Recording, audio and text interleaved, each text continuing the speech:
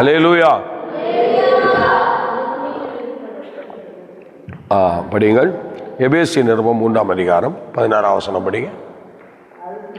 எபேசியர் 3:16.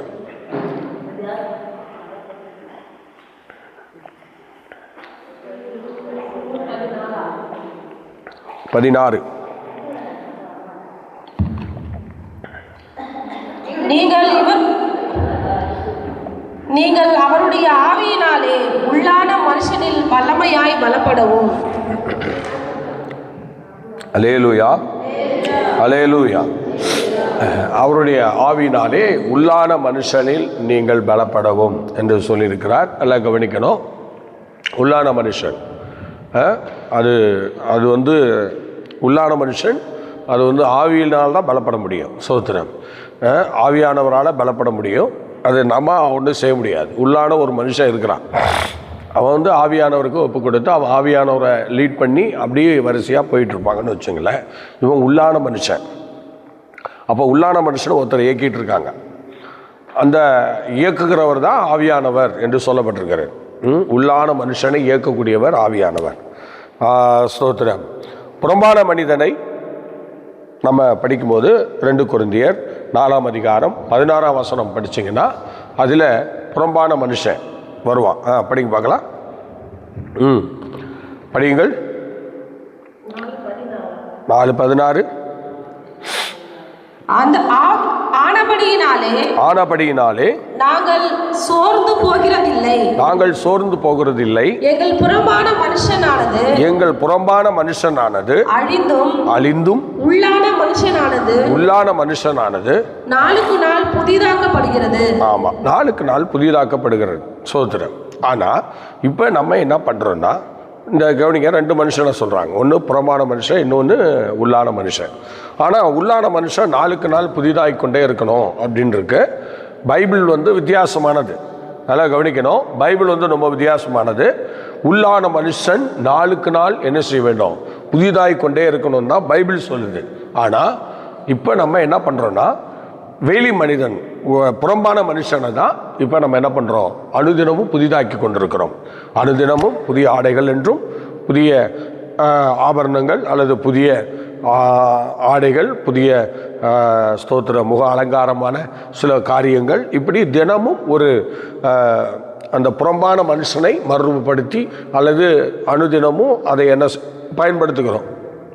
அனுதினமும் அந்த ஸ்தோத்திரம் புறம்பான மனுஷனுக்கு ஒரு மாற்றத்தை கொண்டு வருகிறோம். ஆனால் பைபிள் சொல்லுகிற உள்ளான மனுஷன் அனுதினமும் என்ன செய்ய வேண்டுமா?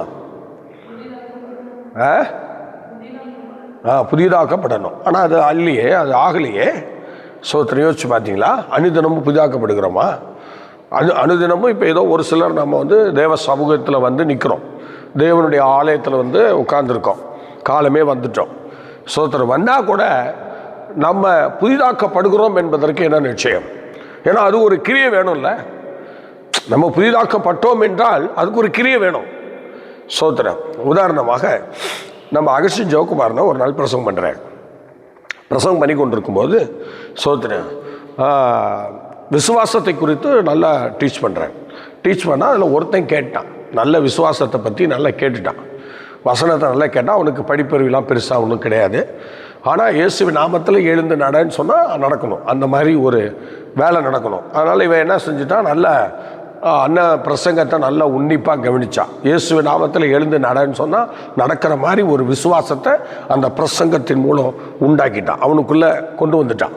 கொண்டு வந்த பிறகு அவன் பிரசங்கம் முடிஞ்சது. இயேசுவின் நாமத்தில் பிதாவே ஆமின்னு சொல்லி எல்லாரும் போயிட்டாங்க. இவன் என்ன பண்ணான்? வீட்டுக்கு போகிறேன்னு வீட்டுக்கு போகல. இவன் நேரம் என்ன பண்ணா? ஹாஸ்பிட்டலுக்கு போனான். ஒரு ஹாஸ்பிட்டலில் சீரியஸாக ஒருவன் மூக்கில் ஒயரு, அங்கங்கே ஒயர்லாம் போய் அவனுக்கு பலவிதமான ட்ரீட்மெண்ட்டு கொடுத்துக்கிட்டு இருக்காங்க. சீரியஸ் கேஸ், ஒரு பாய்சன் கேஸ் போன்ற அவனை அங்கே அட்மிட் பண்ணியிருக்கிறாங்கன்னு வச்சுங்களேன். அவன்கிட்ட போயிட்டு இவன் என்ன பண்ணிட்டான்? எல்லாத்தையும் பிடிங்கி எறிஞ்சிட்டு இயேசு நாமத்தில் எழும்பி நடன்னு சொல்லிட்டான். பார்த்தீங்களா? பிரசங்கத்தை கேட்டதும் அவனுக்கு உள்ளான மனுஷன் அவனை இருக்க விடலை. அதனால் நேராக போய் அவங்க கேட்ட பிரசங்கத்துக்கு, அவன் கேட்ட அந்த வார்த்தைகளுக்கு நல்ல பலனாக இவன் நேராக போய் அந்த பெட்டில் படுக்கையில் கிடக்கிற அவனை இயேசுவின் நாமத்தில் எழுந்து நட என்று சொல்லிட்டான். சொன்னதும் அதே மாதிரி பாருங்கள், படுக்கையில் நீண்ட நாளாக படுக்கையில் இருந்தவன் டக்குன்னு என்ன பண்ணிட்டான், சீரியஸாக இருந்தவன், சாக கிடந்தவன் எந்திரிச்சிட்டான். எந்திரிச்சு அவன் பாட்டு நடந்து போகிறான். இது நடந்த சம்பவம். ஸ்தோத்திரம். பார்த்தீங்களா? ஒரு பிரசங்கத்தை கேட்டால், ஒரு ஸ்தோத்திர ஜெபத்தில் அட்டன் பண்ணால் நம்ம என்ன செய்யப்படணும் அப்படின்ட்டு இருக்குன்னா, உங்கள் உள்ளான மனுஷன் என்ன செய்யணும்? புதிதாக்கப்படணும். அது நடக்குதா? ஒரு பிரசங்கத்தில் அது நடக்குதா? யோசிச்சு பாருங்க, ஒரு பிரசங்கத்தில் நடக்குதா? ஸ்தோத்திரம். ஒரு நாள் ஒரு சகோதரி நம்ம சபையில் பிரசங்கம் கேட்டுக்கொண்டிருந்தார்கள். கேட்டுக்கொண்டே இருந்தவங்க என்ன பண்ணாங்க அப்படின்னா, கேட்ட பிரசங்கத்தை அப்படியே மனசில் வச்சுட்டு, ஆண்டவரே ஸ்தோத்திரம், எனக்கும் எத்தனையோ பேருக்கு வழி நடத்தின ஆண்டவர், என்னையும் வழி நடத்த என்று சொல்லி ஸ்தோத்திரன்னு சொல்லி நேராக போய் பஸ்ஸில் ஏறினாங்களாம். அவங்க வீட்டுக்கு 8 கிலோமீட்டர் போகணும். அதனால் போய் பஸ் ஏறினாங்களாம். பஸ் ஏறினதும் உடனே ஆவியானவர் சொன்னாராம், 6 கிலோமீட்டர்லேயே இறங்கிடு அப்படின்னாங்களாம். ஒரு 6 கிலோமீட்டரு போயிட்டு 6 கிலோமீட்டரில் பஸ்ஸு நின்னதும் ஒரு ஸ்டாப்பில் நின்றுச்சான். உடனே ஆண்டவர் சொன்னாரா, இந்த ஸ்டாப்பில் இறங்கு அப்படின்னாரா. உடனே இந்த அம்மா என்ன பண்ணிச்சு, டக்குன்னு இறங்குச்சான். இப்படி போ, சோத்துகை சைடு போ அப்படின்னு சொன்னாராம். சோத்துறேன். ஏன்னா அவங்களுக்கு லெஃப்ட்டு ரைட்டெல்லாம் தெரியாது. அதனால் சோத்துகை சைடு போ அப்படின்னு சொன்னதும் உடனே சோத்துகை சைடு போச்சான். போனதும் லெஃப்டில் 3வது வீட்டுக்கு போ அப்படின்னாராம். நேரம் 3வது வீட்டுக்கு போனாங்க. அங்கே போனால் ஒருத்தர் ரொம்ப நாளாக சீரியஸாக படுக்கையில் கிடக்கிறாரு. சோத்திரம். உடனே அவர்கள் போயிட்டு அந்த குடும்பத்தில் சொன்னாங்க, நீங்கள் இயேசுவை நம்பினீங்கன்னா இவர் சுகமாயிடுவார் என்று சொல்லி அவங்க சொல்கிறாங்க. சொன்னதும் உடனே அவங்க, நாங்கள் நம்புகிறோம்மா, ஸ்தோத்திரம், அப்போனா நான் பாஸ்டர் வர வைக்கிறேன், வந்து ஒரு ஜெபம் பண்ணுவாங்க, ஆண்டவர் அற்புதம் செய்வாருன்னு சொல்லி. அப்படியே உடம்பெல்லாம் காயமாக கிடக்கு. ஸ்தோத்திரம். ஆண்டவர் கிருபையினால் ஸ்தோத்திரம். எனக்கு உடனே ஃபோன் வந்தது, பாஸ்டர் கொஞ்சம் வந்துட்டு வரீங்களா, ஆண்டவர் இங்கே எனக்கு ஒரு இடத்துக்கு போக சொன்னார், நான் போனேன், அந்த இடத்துல உங்களை ஜெபிக்க கூப்பிடுறாங்க, வாங்கன்னு சொன்னாங்க. இதனடா வம்பா போச்சு, பண்ண பிரசங்கம் எனக்கே வேலை வச்சிருச்சேன்னு நான் என்ன பண்ணேன், ரொம்ப கஷ்டத்தோட சரி வரேன் அப்படின்னு சொல்லிட்டு அந்த மத்தியான நேரத்தில் ரொம்ப கஷ்டப்பட்டு அந்த வீட்டுக்கு போகிறோம். அந்த ஆமணக்கு தொண்டி அந்த ரோட்டில் முனையில் 3வது வீட்டில் நிற்கிறேன் அப்படின்னு சொல்கிறாங்க. சரி இந்த வரேன் அப்படின்னு சொல்லிட்டு போனதும் எல்லாரையும் பார்த்தோம், பேசினோம். ஐயா படுக்கையில் கிடந்தார். சோத்திரம். ஆண்டவர் கிருபையில் ஜெபித்தோம். ஜெபம் பண்ணதும் கர்த்தர் ஜெபத்தை கேட்டார் பாருங்க. சோத்திரம். அவர் என்ன ஜெபம் பண்ணி போட்ட பிறகு அந்த குடும்பத்தில் அது ஒரு சூனிய கட்டுப்போட்டுருக்கு. அந்த ஜெபம் பண்ண பிறகு கர்த்தர் ஒரு மாற்றத்தை கொடுத்தார். அந்த மனுஷன் எழும்பாதவர், எங்கேயும் போகாதவர், சட்டை போட தெரியாதவர், சட்டை போட்டாலும் அது ரத்தமாக மாறிடும், அந்த மாதிரி இருந்த மனுஷன் திடீர்னு பார்த்தா சோத்து நம்ம ஆலயத்தில் வந்து உட்கார்ற மாதிரி கர்த்தர் செஞ்சிட்டார். இந்த ஆலயத்தில் வந்து உட்கார்ந்தார். அல்லேலூயா. பார்த்தீங்களா? அற்புதமான ஒரு விடுதலை அவருக்கு கொடுத்தார். இது ஸ்தோத்திரம். ஒரு பிரசங்கத்தை உள்ளான மனுஷன் கேட்டான்னா, உள்ளான மனுஷன் பலப்பட்டது உண்மையானா, அவன் என்ன செய்யணும்? புதிதாகணும். சொல்லுங்க, என்ன செய்யணும்? ஒரு மாற்றத்தை சந்திக்கணும். ஒரு மாற்றத்தை சந்திக்கிறது தான் உள்ளான மனுஷன். ஆனால் இன்னைக்கு மாற்றத்தை சந்திக்க முடியலையே. புறம்பான மனுஷனை தான் என்ன செய்கிறோம்? இந்த புறம்பான மனுஷன் நான் பாருங்க, அந்த தலை புறம்பான மனுஷனாக இருக்கிறதுனால கீழே தான் கிடக்கும், மேலே வராது. ஏன்னா உள்ளான மனுஷன் செத்து போயிட்டான். அதனால் அதிலேருந்து புறம்பான மனுஷன் தான் மேலே வரான். சோத்துறேன். அதனால் அந்த புறம்பான மனுஷன் இப்போ என்ன செய்கிறான்? கீழே தலையை போட்டுருச்சு. அல்லேலூயா. இந்த பன்றிகள் மாதிரி, பன்றிகள் எப்போதும் மேலே பார்க்காது. சோத்துறோம். அது மாதிரி சில மக்களும் இருக்கிறாங்க. அந்த பன்றி மாதிரியே சில பேர் என்ன செய்வாங்க? சில மக்கள் வந்து கீழேயே தலையை போட்டிருப்பாங்க, மேலேயே பார்க்க மாட்டாங்க, வசனத்தையே கேட்க மாட்டாங்க. ஆண்டவர் பேசுகிறாரு நம்ம கூட, காலையில் இவ்வளோ தூரம் பிரசங்கம் பண்ணுறாங்களே, இந்த பிரசங்கத்தை கொஞ்சம் கேட்போம், இந்த பாட்டை கொஞ்சம் பாடுவோம், கையை கொஞ்சம் தட்டுவோம், ஆராதனை பண்ணுவோம். அதெல்லாம் செய்ய மாட்டாங்க. சோத்திரம். ஏன்னா ஒவ்வொரு வர்க்கத்தை சார்ந்தவர்கள் மாதிரி இருப்பாங்க. அதனால் அவங்க அந்தந்த வர்க்கத்தை சார்ந்ததுனால அவங்க என்ன பண்ணுவாங்க? அப்படியே வந்து உட்காருவாங்க, அப்படியே தலை கீழே போடுவாங்க, அப்புறம் அப்படியே போகும்போது தூக்கிட்டு போவாங்க தலையை. சோத்திரம். இது தலை வந்து ஒரு ஏதோ ஒரு எஜிப்சியன் மாதிரி ஒரு பொருள் அது. அதனால் அதை அப்படியே தூக்கிட்டு வந்தாரு, அப்படியே கொண்டாந்து உட்காரும்போது அப்படியே கொண்டு சாய்ச்சிக்கிறது, அப்புறம் போகும்போது அப்படியே நிமித்து கொண்டு போகிறது. சோத்திரம். பார்த்தீங்களா? அது இருந்து என்ன பிரயோஜனம்? என்ன இருந்துன்னா இல்லாமல் போனா என்ன? யோசிச்சு பாருங்க. இதுதான் ஸ்தோத்திரம். இந்த உள்ளான மனுஷனுக்குரிய எந்த ஆசீர்வாதமும் கிடையாது. உள்ளான மனுஷனுக்குரிய எந்த நன்மைகளும் அவங்களுக்கு கிடையாது. அப்போ ஸ்தோத்திரம், புறம்பான மனுஷனுக்காக தான் அவங்க வாழ்ந்துட்டு இருக்காங்க. அதனால புறம்பான மனுஷன் தான் இப்போ வேலை செய்வான். ஸ்தோத்திரம். ஒரு மீட்டிங் நடக்குதுன்னா புறம்பான மனுஷன் என்ன செய்யறான் அப்படிங்கிறத நீங்க பார்க்கலாம். இப்போ பாருங்க, புறம்பான மனுஷன் இப்போ தலையெல்லாம் கீழே கிடக்கும், தலையெல்லாம் கீழே கிடக்கும், அது மேலே வராது, இப்படி நிமிந்து பார்க்கவும் செய்யாது. பார்த்தா உள்ளான மனுஷன் பலப்பட்டுருவான். சோத்திரன், அவன் புதிதாகிடுவான். அதனால அந்த ஆவி அவங்கள இந்த புதிதான மனுஷனாக மாறாதபடிக்கு அந்த ஆவி என்ன செய்யும்? அப்படியே தலையை அப்படியே கீழே போட்டிருக்கும். சோத்திரன், நிறைய இருக்கு, லேடிஸ்லையும் இருக்கு, ஜென்ட்ஸ்லையும் இருக்கு. பார்த்தீங்களா? ஆமாம், இதெல்லாம் சில ஆவிகள் மாறவே மாறாது. சோத்திரன், இந்த பன்றி சுபாவம் உள்ளவர்கள் இப்படி தான் இருப்பாங்க. சோத்திரன், இப்படியெல்லாம் சொல்கிறாங்களே, அப்பயாவது கொஞ்சம் தலையை நிமிர்ந்து நிற்போம். அந்த வேலையை அப்படியே பாஸ்டர் நான் தீர்மானம் பண்ணினதான். ஆமா, ஏன் தீர்மானத்தை மாத்த எந்த ஆவியானவராலையும் சொல்லுங்க முடியாது. ஆமா, ஏன் தீர்மானத்தை நான் உறுதியா இருப்பேன். நான் பன்றிய போலே இருந்துட்டு போறேன். சோத்துரு, ஆனா என்ன செய்ய மாட்டேன், உள்ளான மனுஷனுக்கு இடம் கொடுக்க மாட்டேன். ஏன்னா நீ புதிதாயிடும் இல்லை, புதிதான ஆண்டவருடைய வேலை நடக்கும்ல, ஆத்துமாக்கள் பெருகும்ல, வல்லமை இறங்கும்ல, கிருபைகள் பெருகும்ல, அற்புத அதிசயம் நடக்கும்ல. ஆமா, அதுக்கு தான் நீ பொறாம உள்ளவனாச்சே, பொறாம உள்ளவனாச்சே. அதெல்லாம் நடந்தா உனக்கு பயங்கர பொறாமை. அதனால தான் இப்போ என்ன பண்ற, தலை கீழே போட்டு கிடக்கா. நீ அப்படியே கடை. சோத்திரம், ஒரு நாள் நீ எட்டி பார்ப்ப. எப்போ தெரியுமா? ஜீவனுக்கு போராடி கொண்டிருக்கிற நேரத்தில் ஒரு நாள் எட்டி பார்த்து ஐயோங்கிற மாதிரி கத்துவேன். சோத்திரம், அன்னைக்கு தான் நீ உன் தலை நிமிரும். அது வரைக்கும் நிமிராது, அது வரைக்கும் நிமிராது. சோத்திரம், அல்லேலூயா, அல்லேலூயா. உங்க தலை நிமிரும், ஒரு நாள் நிமிரும். வேதனை வரும்போது நிமிரும். ஐயோ ஆண்டவரே, அப்ப வருவ பாத்தியா? அப்ப பாப்பாரு ஆண்டவர். சோத்திரம், அப்ப பாப்பாரு பாருங்க. சோத்திரம், அன்னைக்கு மறுரூபம் அடைய முடியுமா? காலம் முச்சுடி கீழே கிடந்த தலை உனக்கு பிரச்சனைன்னு ஒன்று வந்த பிறகு அப்படி கொஞ்சம் தலையை இன்னும் தோப்பல்ல, அன்னைக்கு பசிக்கும். அல்லேலூயா, அல்லேலூயா. சோதரன், ஆகவே எனக்கு பிரியமானவர்களே, அந்த உள்ளான மனுஷன் புறம்பான மனுஷன். சரி, இந்த உள்ளான மனுஷன் யாரு, புறம்பான மனுஷன் யாரு? படிங்க பார்க்கலாம். 1 தெசலோனிக்கேயர் 5ஆம் அதிகாரம் 23ஆம் வசனம்.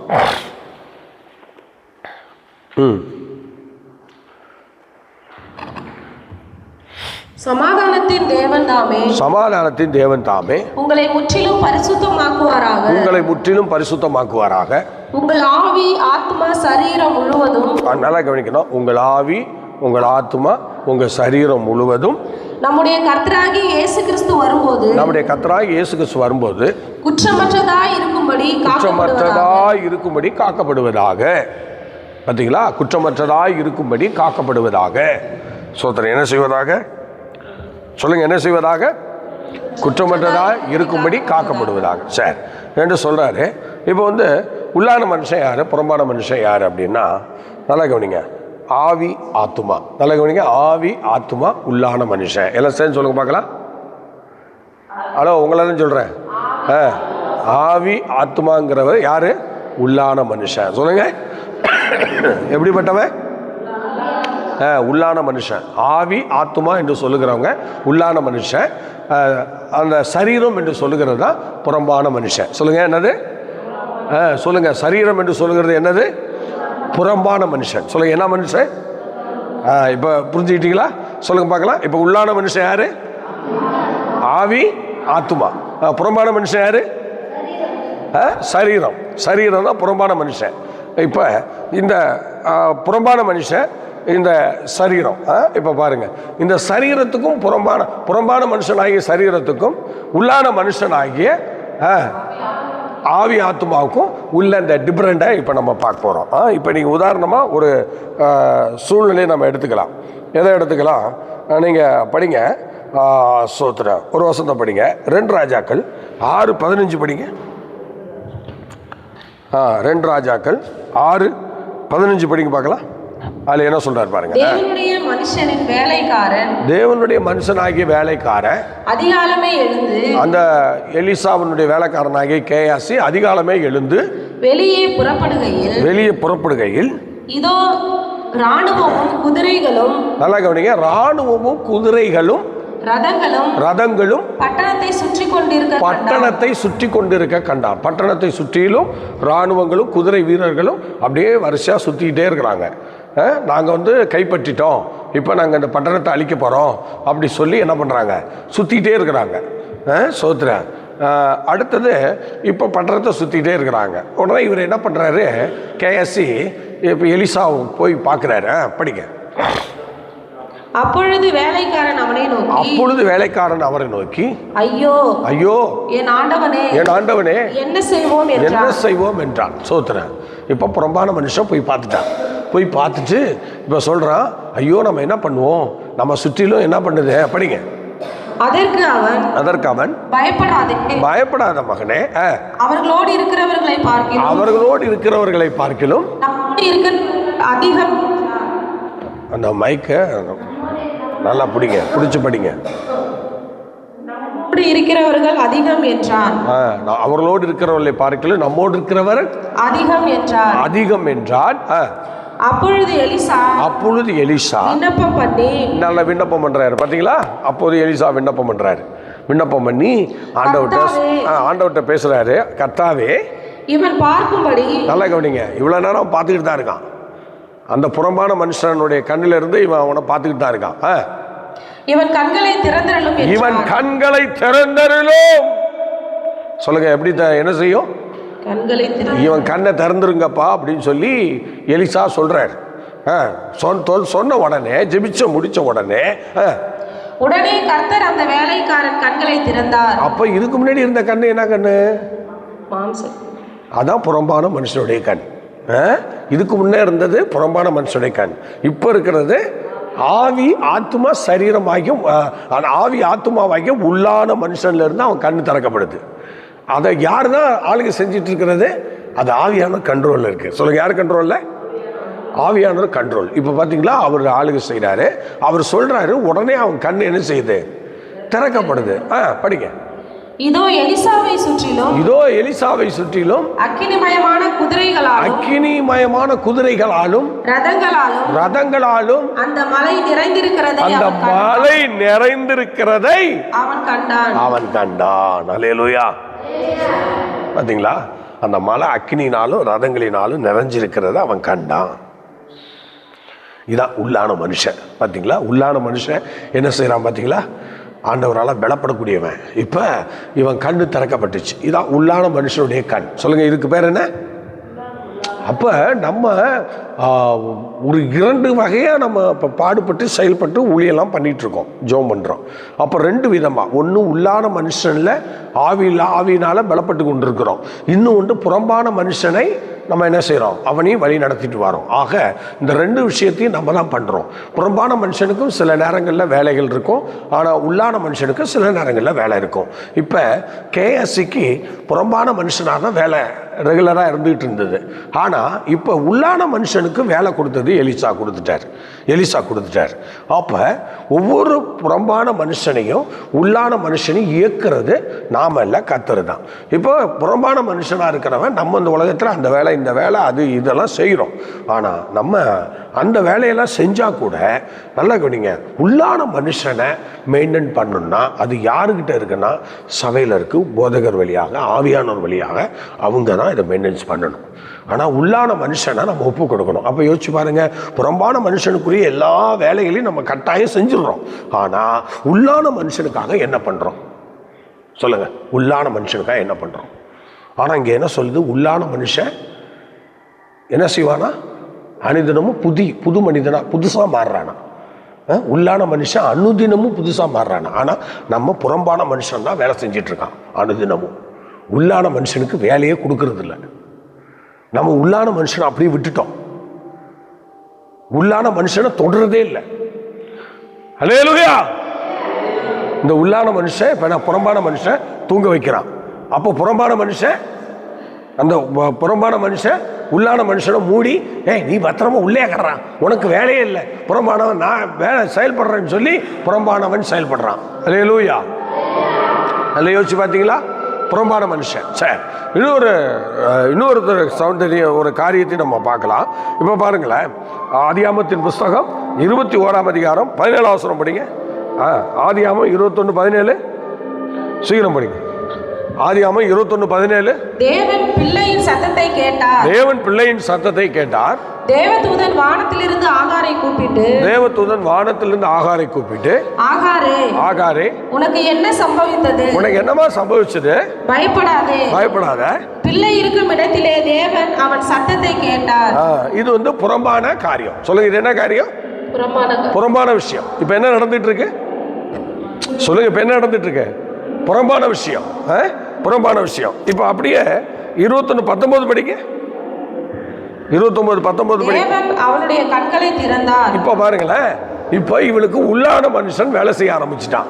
தேவன் அவள் கண்களை திறந்தார். அப்பொழுது அவள் ஒரு தண்ணீர் துறவை கண்டாள். போய் துருத்தியிலே தண்ணீர் நிரப்பி பிள்ளைக்கு குடிக்க கொடுத்தாள். பாத்தீங்களா? இப்ப புறம்பான மனுஷன் அழுகிறது, கதறது, ஆண்டவர் சமூகத்தில் அப்படி இப்படிலாம் பார்க்கறது கேட்கறதா இருந்துச்சு. ஆனால் இப்போ ஆண்டவர் அந்த புறம்பான மனுஷனுடைய செயல்களை பார்த்து இப்போ உள்ளான மனுஷனுடைய கண்ணை திறந்துட்டார். ஹல்லேலூயா! என்ன செஞ்சிட்டாரு? உள்ளான மனுஷனுடைய கண்ணை திறந்துட்டாரு. இப்போ திறந்து, ஆகார் நீ பயப்படாத, நான் உனக்கு பக்கத்துலேயே ஒரு அருவியை ஏற்படுத்துகிறேன், அப்படியே கண்ணை திறந்து பாரு அப்படின்னு சொன்னது. உடனே நம்ம கண்ணை திறந்து பார்த்தா, இது வரைக்கும் கண்ணு திறந்தா இருந்துச்சு.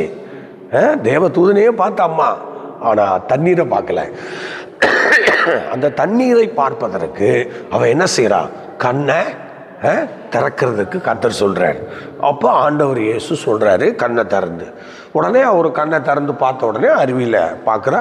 உடனே அந்த நீரூற்று அண்டைக்கு போய் அவன் தண்ணி நிரப்பி தண்ணி குடிச்சு கிளம்புறா. பார்த்தீங்களா?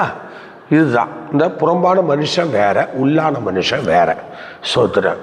அப்போ இந்த புறம்பான மனுஷனுக்கு நம்ம வேலை கொடுக்கலாம், ஆனால் உள்ளான மனுஷனுக்கு ஆவியானவர் தான் வேலை கொடுக்கணும். சொல்லுங்க, யார் தான் வேலை கொடுக்கணும்? ஆமாம், அதுக்கு தான் நம்ம ஆண்டவரை தேடணும். உள்ளான மனுஷன் பலப்படுவதற்காக ஆண்டவரை தேடணும். அவர் சமூகத்தில் வரணும், அவரை ஆராதிக்கணும், காலை தோறும் கர்த்தரை ஆராதிக்க வைக்கணும். பிள்ளைகள், பெரியவங்க எல்லாருமே தேவ சமூகத்தில் வந்து ஆவியானவருடைய காரியத்தை கேட்கணும். தனக்கு தானே நான் பேசுகிறேன், அது புறம்பான மனுஷன். இவன் நானே ஜெபிச்சுக்கிறேன், நானே படிச்சுக்கிறேன் அப்படின்னா அது புறம்பான மனுஷன். ஆனால் உள்ளான மனுஷன் பலப்படணும்னா இந்த மாதிரி ஆண்டவருடைய சத்தத்தை கேட்கணும், கர்த்தரை எல்லாம் சேர்ந்து ஆராதிக்க முற்படணும். இப்படி நம்ம ஒரு ஆளுகைக்கு கீழே இருந்தால் தான் அந்த உள்ளான மனுஷனுக்கு வேலை உண்டாகும். இல்லைன்னா நம்ம புறம்பான மனுஷனை வச்சுக்கிட்டு தான் நம்ம என்ன செய்யணும்? இப்போ பார்த்தீங்களா, அந்த உள்ளான மனுஷனை வெளியே கொண்டு வர இப்போ ஒரு எலிசா தேவைப்பட்டார். உள்ளான மனுஷனை கொண்டு வர ஒரு தேவ தூதன் காணப்பட்டார். 2 பேரும் வந்ததுனால தான் அந்த உள்ளான மனுஷன் வெளிப்பட்டாங்க. நல்லா யோசிச்சு பாருங்க. அது மாதிரி ஒரு சபைக்குள்ளே வந்தாதான் உன் உள்ளான மனுஷன் வெளிப்பட முடியும். சபைக்குள்ளே இருந்தாதான் உள்ளான மனுஷனுக்கு வேலை உண்டாகும். அதனால் அன்பான தேவனுடைய பிள்ளைய, உன் உள்ளான மனுஷனை நீ என்ன செய்யணும்? முதலாவது ஆண்டவரை தேடணும், கர்த்தரை தேடணும். சோத்திரம். ஆகவே நம்ம எல்லாரும் ஜெபிக்கலாமா? உள்ளான மனுஷனுக்கு இனிமேல் வேலை கொடுக்கலாமா? சோத்திரம். நீ கர்த்தர் சமூகத்தை நோக்கி பார்த்தா தான் உள்ளான மனுஷன் பலப்படுவான், உள்ளான மனுஷனுடைய கண்ணு திறக்கப்படும். நீ எங்கேயோ போயிட்டு உன் இஷ்டத்துக்கு வாழ்ந்துக்கிட்டு இருந்தா அங்கே ஒன்றும் நடக்காது. புறம்பான மனுஷனோட தான் நீ வாழ்ந்துட்டு இருக்க முடியும். புறம்பான மனுஷனுக்கு கிடைக்கக்கூடியது உலக ஆசீர்வாதம் தான், உலகத்தில் கிடைக்கிற துன்பங்கள் தான், உலகத்தில் கிடைக்கிற போராட்டங்கள் தான். ஆனால் உன் கண்ணு திறந்தாதான் நீ ஆண்டவருடைய காரியத்தை பார்க்கலாம். சோத்திரம். பார்த்தீங்களா? ஆண்டவருடைய காரியத்தை பார்க்கலாம். சோத்திரம். அப்போ மோசே புறம்பான மனுஷனுடைய கண்ணில் காணான பார்க்க சொன்னார், உள்ளான மனுஷனுடைய கண்ணில் உள்ளே போக வைக்கல அவர். பார்த்தீங்களா? உள்ளே போவிடலை.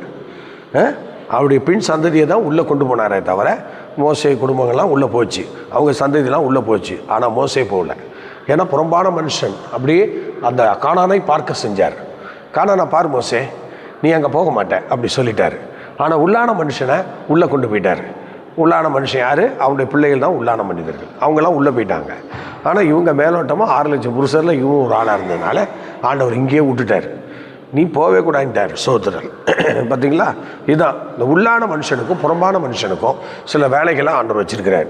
அதனால் இப்போ நீங்கள் புறம்பான மனுஷன் வேலையை செஞ்சிட்ருக்கீங்களா அல்லது உள்ளான மனுஷனுடைய வேலையை செஞ்சிட்ருக்கீங்களா? நீங்கள் தான் தீர்மானம் பண்ணணும். ஜெபிக்கலாமா? எல்லாரும் கண்களை மூடுவோம். ஸ்தோத்திரம்.